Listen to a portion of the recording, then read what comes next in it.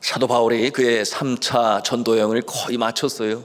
그리고 이제 오순절이 시작되기 전에 예루살렘으로 돌아와야 되겠다, 그렇게 분주하게 또 급한 마음을 가지고 가게 되니 에베소에 세워진 교회들을 방문할 시간적 여유가 없었습니다.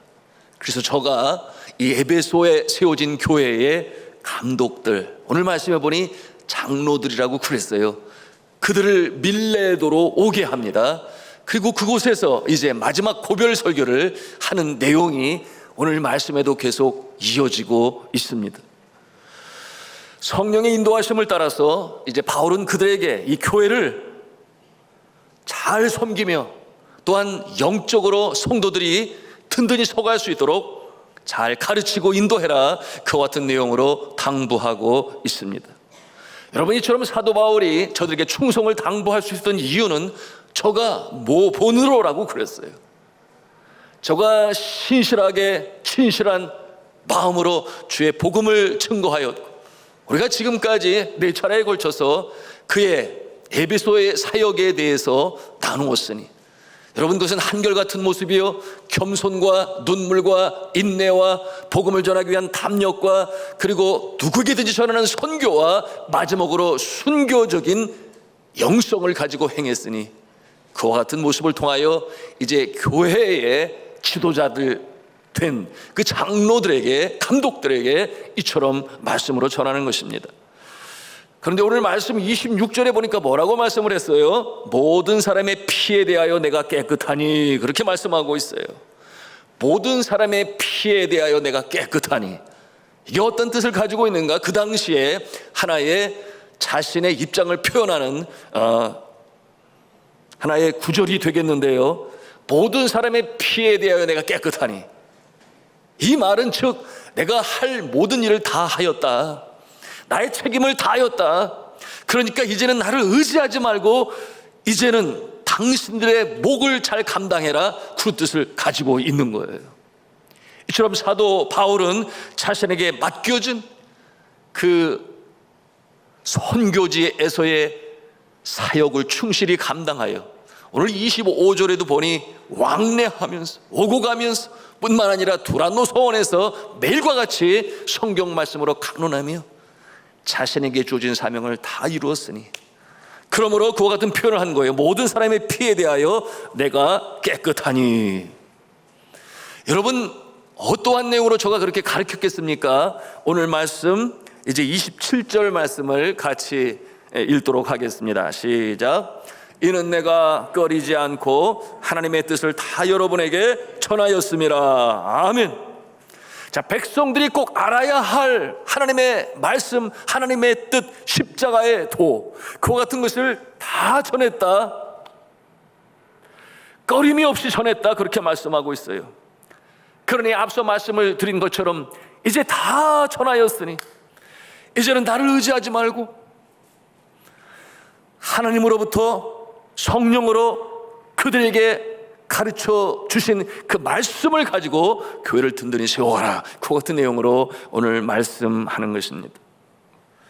여러분이 주의 몸된 교회를 든든히 세워가기 위하여 오늘 사도 바울은 크게 3가지 내용으로 당부를 하고 있으니, 여러분, 오늘날 이 시대에도 이 말씀이 2000년 전에 주셨던 말씀이나 오늘 이 시대에도 우리에게 꼭 필요한 말씀이니 우리의 가슴에 담아야 하겠습니다. 그 첫째의 모습은 주의 종들에게 당부하는 내용이에요. 주의 종들에게 당부하는 내용. 어떠한 내용인가? 그 내용은 한마디로 삼가라, 그렇게 말씀하고 있어요. 삼가라, 절제하라, 그런 뜻 아니겠습니까? 함께 성경 본문 20장 28절 말씀 같이 읽도록 하겠습니다. 시작. 여러분은 자기를 위하여 또는 온 양떼를 위하여 삼가라. 성령이 그들 가운데 여러분을 감독자로 삼고 하나님이 자기 피로 사신 교회를 보살피게 하셨느니라. 아멘.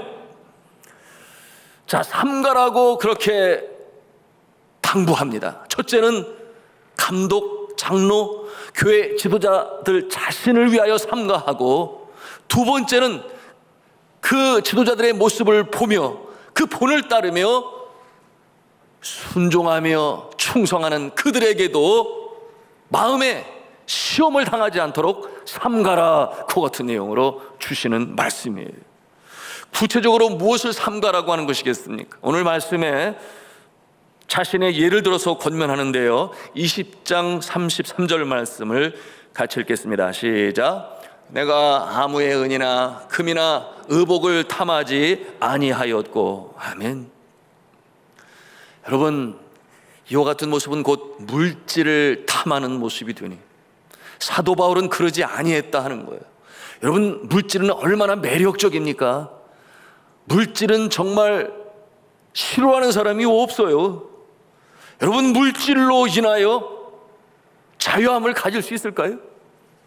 여러분, 신학교에서 가르칠 때 그 가르침을 지금도 기억합니다. 목회자에게 있어서 물질의 자유함을 입을 수 있다면 그는 이미 목회의 70% 이상을 성공한 것이다, 그런 말로 가르치는 것을 저는 지금도 기억합니다. 목회의 70%는 이미 성공이다. 물질의 자유함을 입은 주의 종 말입니다. 오늘 사도 바울이 그에 대해서 말씀하고 있는 거예요. 오늘 작은 교회건 큰 교회건 그 교세의 크기와 상관이 없어요.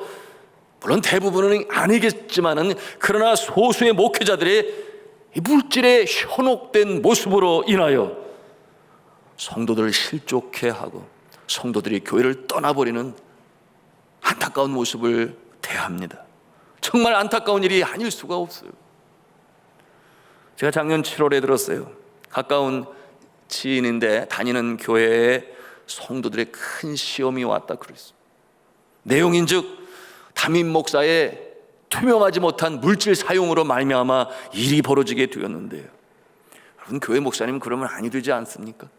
그런데 재정적인 면에서 투명하지가 않고, 그렇기 때문에 이런저런 명목으로 교회의 돈을 갖다가 쓰는데 명확하지가 않으니 정식 영수증이 없고, 거기에 또한 설상가상으로 부동산에 관심이 많아서 그쪽으로 생각이 깊어지니 이 공인중개사 시험을 준비하고, 그리고 거기에 또 라이센스를 갖게 되니 금전상의 유익을 그렇게 부동산을 통해서 얻는 그와 같은 모습이었는데, 결국 당에서 아무런 말도 하지 못하다가 신임 장로들이 세워지면서 신임 장로들이 이에 대하여 이를 제기하기 시작하였고, 마침내 교회는 어려움에 봉착하게 되었다 그랬습니다.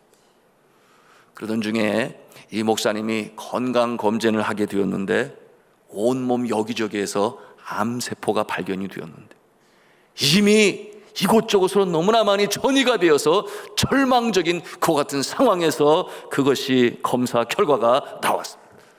그러니 본인도 깜짝 놀라고 성도님들도 깜짝 놀라고,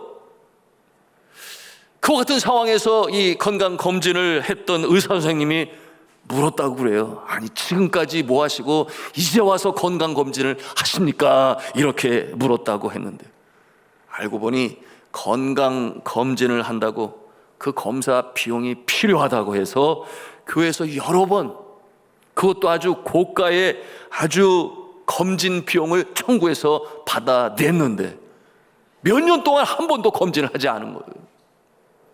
어떻게 이럴 수가 있습니까? 여러분, 물질에 현혹이 되면, 물질에 눈이 어두우면 이와 같은 상황까지 이르게 되는 모양이에요.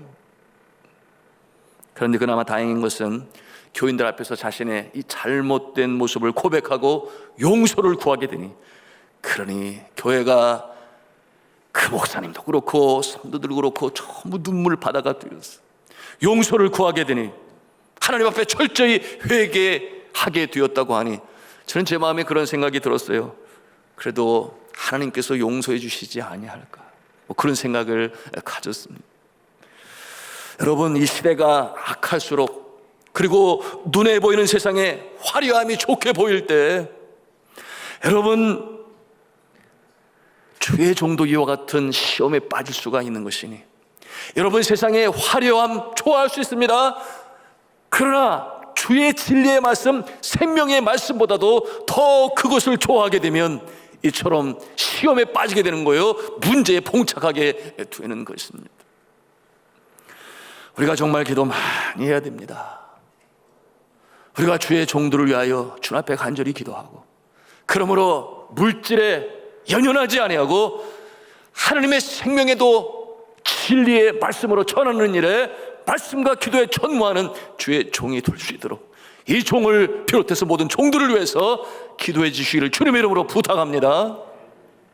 두 번째는 교회의 성도들에게 해당되는 내용인데요, 한번 한 음성으로 하겠습니다. 말씀으로 든든히 서라. 말씀으로 든든히 서라. 네. 우리 20장 32절 말씀을 같이 읽도록 하겠습니다. 시작.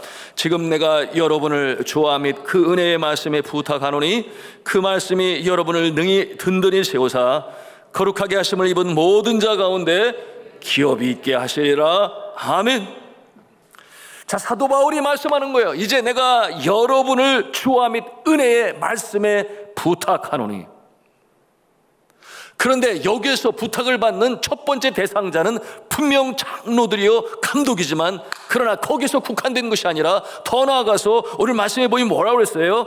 거룩하게 하심을 입은 모든 자 가운데 기업이 있게 하려 함이라, 이렇게 말씀을 하고 있으니 여러분, 말씀으로 굳게 서라. 이와 같은 내용으로 사도 바울이 권면을 합니다. 자, 그런데 사도 바울이 단언을 하기를, 내가 염려하지 않는다. 내가 이제 너희와 헤어지게 되었으나 염려하지 않는다. 왜 그렇다고 그랬어요? 주와 또한 은혜의 말씀에 부탁하노니 그랬어요. 하나님의 말씀이 너희들 가운데 있으니 말씀을 사모하며 따르려고 하는 자가 그 말씀의 인도하심을 받아서 하나님의 복을 받게 되니, 오늘 정확히 말씀에는 기업을 받게 되니 그렇게 표현하고 있는데요, 내가 말씀에 부탁을 한다.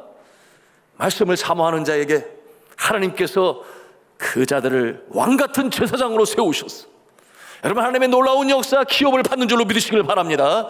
이것이 사도 바울이 저들에게 부탁하는 말씀이에요. 여러분, 이 말씀에서 기업이 무엇이겠습니까?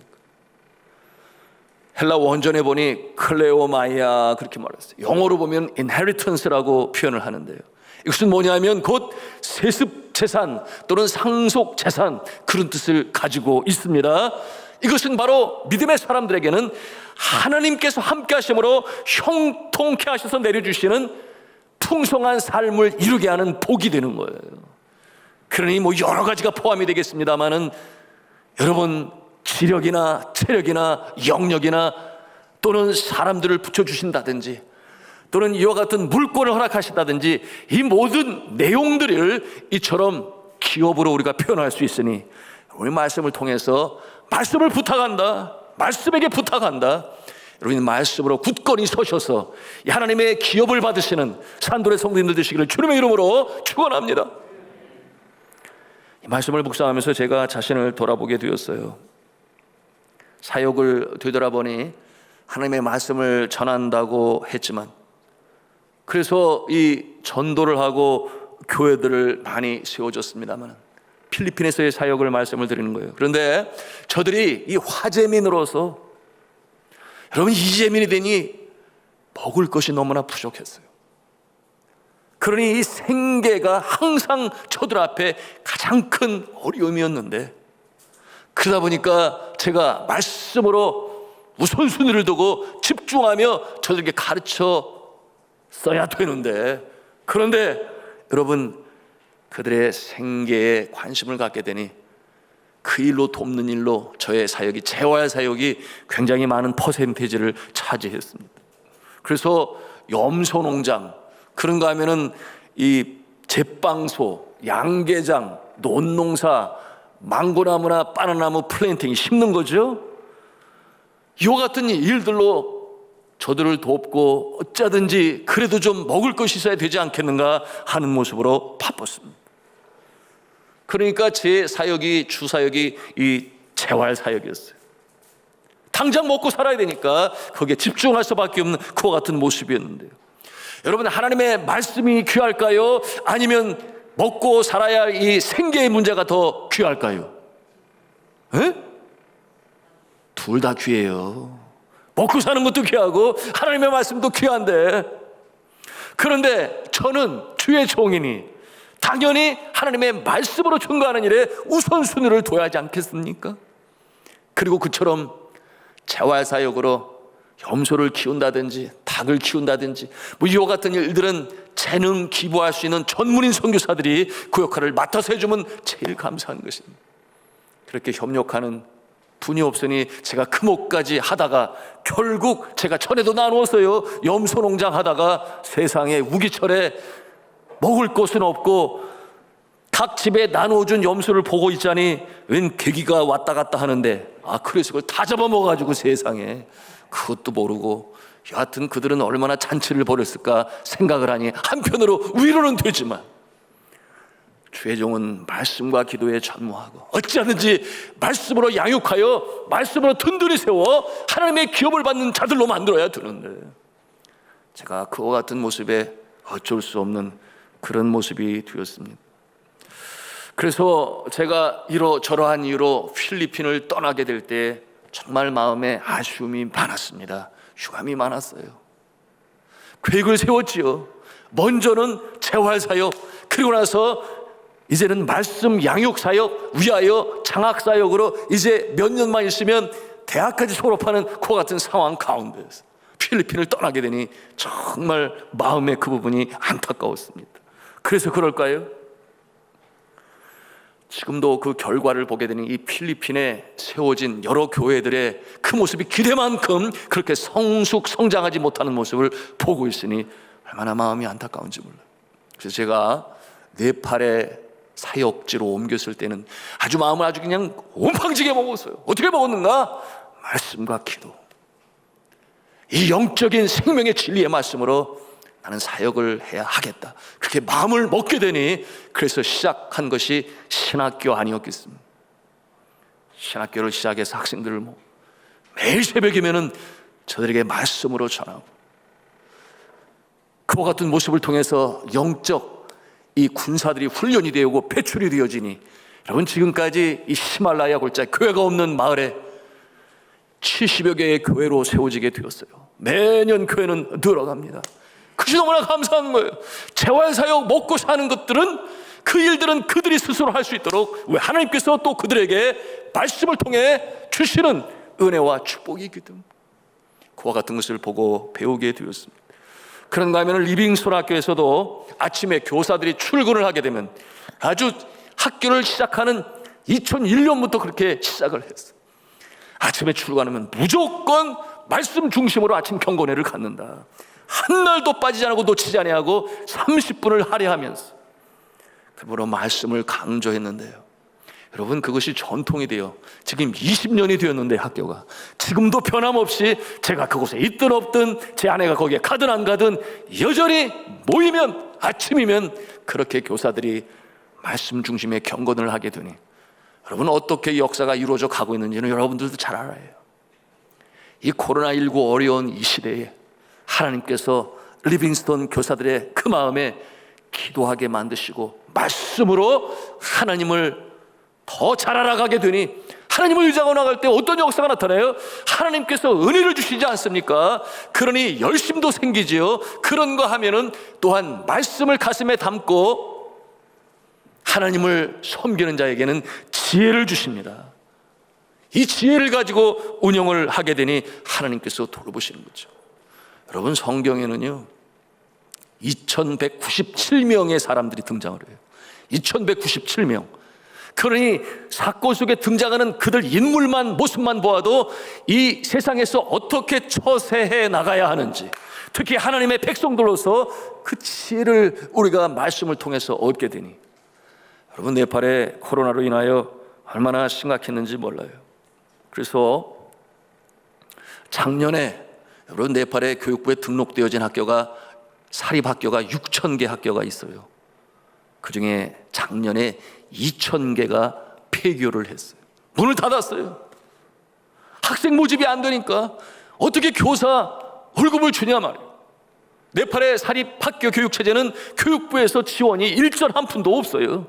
그러니 자립으로 일구어 나가야 되는, 이틀 전에 들었어요. 슈바따라라고 하는 학교가 있는데 이 학교는 연예인들의 자녀들이 다니는 학교니까 굉장히 고급 학교, 기숙사 중심에, 그러니까 이런 학교를 잉글리시 보딩 스쿨이라고 부르는데, 여러분 그 학교가 결국 이제 신학기가 시작이 돼서 학생들을 모집하고 있는 상황인데 결국 문을 닫고 폐교를 하게 되었어요. 왜냐하면 그 교사들에게도 높은 하이 페이드 셀러리, 이 고가의 월급을 줘야 되는데 기숙사에 머물 수가 없잖아, 이 코로나 때문에. 그래서 그와 같은 상황에 있는데, 여러분 하나님의 말씀으로 무장하게 되니 지금 리빙손 학교는 바람이 불어도 풍랑이 쳐도 그래도 견디며 집행하며 나가고 있으니 하나님의 말씀을 그 가슴에 가진 자가 이와 같은 역사로 일어나가는 줄로 믿으시길 바랍니다. 하나님의 말씀이 있으면 어떤 역경도 이겨나갈 수 있어요. 그러므로 말씀 중심으로 우리가 신앙생활을 해야 하는데요, 한국에 들어와서 제가 이 한국교회, 우리 산돌중앙교회를 섬기면서 제가 목회 철학으로 어디에 집중하는지 여러분 아시지요? 말씀 중심, 말씀으로 무장해야 된다. 이것이 제가 가슴에 담고 늘 최선을 다하고 있는 것인데요, 여러분 철저하게 하나님의 말씀으로 성도를 무장시키는 것이 제가 중점적으로 행하고 있는 것입니다. 왜냐하면 제 선교지에 말씀드린 것처럼 그와 같은 경험을 통해서 제가 보는 것이에요. 말씀 가운데 든든히 서 있으면 요동함이 없어요. 흔들림이 없어요. 역경이 닥쳐온다 할지라도 고난 뒤에 감춰져 있는 축복을 볼 수 있는 영안이 있기 때문에 그러한 것이죠. 매일 새벽 기도를 마치고 집에 오면 제가 7시부터 남녀 구역장님들에게 말씀을 보내죠. 하루를 시작하면서 말씀을 묵상. 그런가 하면 또 우리 구역장님들은 또 구역원들에게 전부 또 송부를 해줘요. 7시면 그와 같은 일을 하게 되는데, 뭐 아시는 분 다 아시겠죠. 그리고 성도들 중에 이제 아직 믿음이 연약한 자들에게도 제가 보내요. 그런가 하면은 또 새 가족에게도 보내요. 그런가 하면 우리 교회 다니다가 지방으로 출장하거나 떠나 있는 그와 같은 분에게도 보내요. 그런가 하면은 금천 구청 신우회로 보내고, 또한 저희 초등학교 동창생들, 그리고 고등학교 동창생들, 저희 가족에게까지 그 같은 말씀으로 보내게 되는데요, 왜 그렇게 하겠습니까?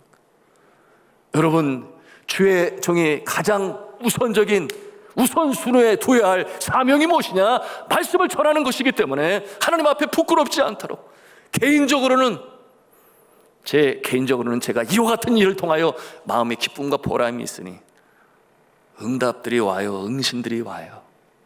그와 같은 내용으로 볼 때 보람이 있어서 계속 감당하게 되고, 또 그와 같은 말씀으로 훈련을 받게 되니 점차적으로 우리의 성도들의 이 영적 수준이 높아지고 있음을 제가 확인할 수 있지 않겠습니까? 그래서 말씀에 집중하고 있어요. 제가 이렇게 한 지가 이제 5년 5개월이 되어가고 있는데, 여러분 이게 보내는 게 한 번에 뭐 몇백 명에게 샥 이렇게 한 번에 보내는 게 아니, 각 그룹별로. 그래서 2019년 임직자들의 내용과 2021년 필택자들의 내용이 달라요. 여러분 다 다르게 그렇게 보내게 되는 시간이 많이 걸리기도 하지만, 여러분 내가 편하자고 해서 쉬게 되면은 여러분 그것은 하나님 앞에서 내가 부끄러운 것이다. 왜? 그와 같은 모습을 통해서 믿음이 성숙할 수 있다면, 제가 그런 생각을 해요. 이 일은 아마도 은퇴할 때까지 계속 되지 않을까, 그런 생각을 하게 되는데, 사랑하는 성도 여러분, 말씀으로 무장하시기를 바랍니다. 말씀으로 능력을 받으시기를 바랍니다. 말씀에 견고히 설 때 어떠한 상황도 이겨나갈 수 있음을 우리가 알아야 해요. 자, 오늘 이제 세 번째 사도 바울의 권면이 있는데요, 이 권면은 삶이 힘들고 믿음이 연약한 자를 주의 사랑으로 도와라, 그렇게 권면하고 있습니다. 함께 성경 본문 20장 35절 말씀 함께 읽도록 하겠습니다. 시작. 범사에 여러분에게 모본을 보여준 바와 같이 수고하여 약한 사람들을 돕고, 또 주 예수께서 친히 말씀하신 바 주는 것이 받는 것보다 복이 있다 하심을 기억하여야 할지니라. 아멘. 오늘 말씀의 제목이죠. 돕는 자가 되고 주는 자가 되라. 자, 오늘 마지막에 주시는 이 말씀은 주의 종들에게뿐만 아니라 동시에 성도들에게도 함께 주시는 말씀이니 함께 피차 서로 섬기며 또한 이 말씀으로 적용하는 삶을 살아야 하는데요. 여러분, 이 사도 바울은 행함과 실천으로 친히 그 본을 보였다 그랬습니다. 오늘 34절에 보니까 뭐라고 그랬어요? 자신이 땀 흘려 텐트를 지으며 번 돈을 가지고 어려운 자들을 돕는 그와 같은 모습으로 본을 보였어요. 오늘날 우리 성도들에게 있어서는 교회 구제 헌금으로 드리는 모습이 바로 이처럼 어려운 자들을 돕는 이제 통로가 되고 방편이 되는 것인데요. 여러분, 작년에도 우리가 코로나19로 인하여 어려움을 당하는 우리 교우들을 돕자 하는 취지에서 여러분들이 코로나 구제 헌금으로 드렸지요. 그리고 우리 성도님들에게 어려움 속에 있는 자들을 선발하여 저들에게 또 전하게 된 여러분들로서요 힘이 되었습니다. 격려가 되었습니다. 액수를 떠나서 그 마음이 너무나 감사하고 고맙다, 이와 같은 내용으로 응답하는 모습을 보게 되었는데요. 여러분, 지난 주간에는 여러분들께서 들으신 그 코로나 헌금 중에서 오늘날 이 시대의 작은 교회들이 너무 힘들어요. 주의 종들이 막노동판에 가서 소위 투잡이라고 하는데, 여러분 그 모습을 상상해 볼 때 너무나 마음이 아파요.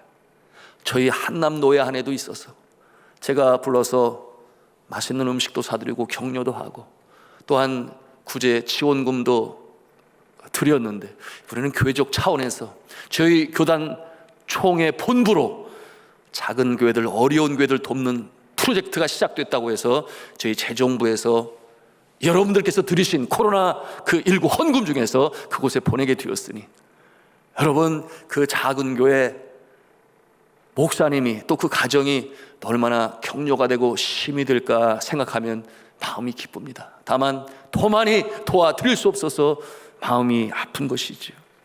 자, 사랑하는 성도 여러분, 오늘 이 밤에 말씀을 통해서 사도 바울이 우리에게 권면을 합니다. 주 예수께서 친히 말씀하신 바 주는 것이 받는 것보다 뭐라고 그랬어요? 복이 있다 하심을 기억하라, 그렇게 말씀하고 있어요. 어떻게 이와 같은 역사가 이루어지는 것입니까? 주는 자가 받는 자보다 더 복이 있다. 여러분, 이와 같은 내용을 예수 그리스도께서 이미 그의 제자들에게 말씀하셨으니 누가복음 6장 38절에 주님께서 약속의 말씀으로 주신 것이 있어요. 우리가 함께 같이 읽기를 원하는데요, 같이 읽습니다. 시작. 주라, 그리하면 너에게 줄 것이니 곧 후이되어 누르고 흔들어 넘치도록 하여 너에게 안겨주리라. 너희가 헤아리는 그 헤아림으로 너희도 헤아림을 도로 받을 것이니라. 아멘. 그렇습니다. 우리가 주면 주께서 우리에게 주십니다. 나의 것을 남에게 주면 하나님은 하나님의 것을 우리에게 주시니 게임이 안 돼요. 그 축복의 그 규모와 크기에 있었습니다. 이것이 성경이 우리에게 가르쳐주는 진리가 되니, 여러분 오늘 말씀을 통해서 우리의 가슴에 담습니다. 주의 종은 물질에 탐심이 없어야 하며, 그런가 하면 성도들은 말씀에 견고히 서야 하며, 그런가 하면 모두가 함께 피차 서로 섬기라, 약한 자를 도우라, 믿음의 연약한 자를 믿음으로 설 수 있도록 그들을 사랑으로 섬기라, 이와 같은 내용으로 주시는데, 이 말씀을 가슴에 담고 실천하심으로 하나님의 크신 기업을 상급으로 받으시는 저와 여러분 되시길 주님의 이름으로 축원합니다.